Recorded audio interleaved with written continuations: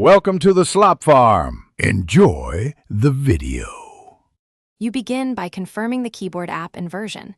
This avoids deleting the wrong package.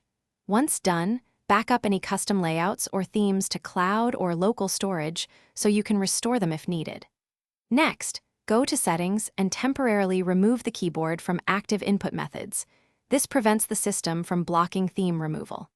Make sure to close the keyboard app from recent apps and force stop it if available. This clears locks and prepares the app for safe theme deletion.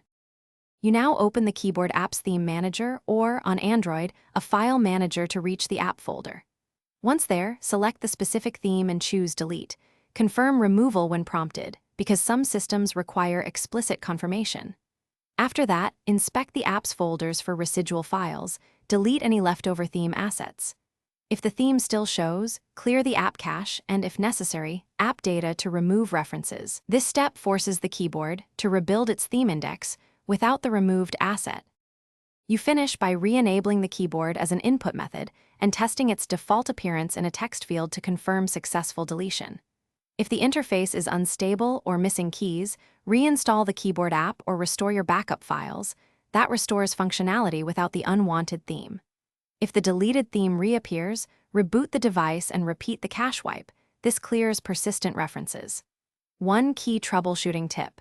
If themes persist across reinstall, check for a cloud sync setting and disable it before deleting again. Thanks for watching. Consider subscribing if we helped you today.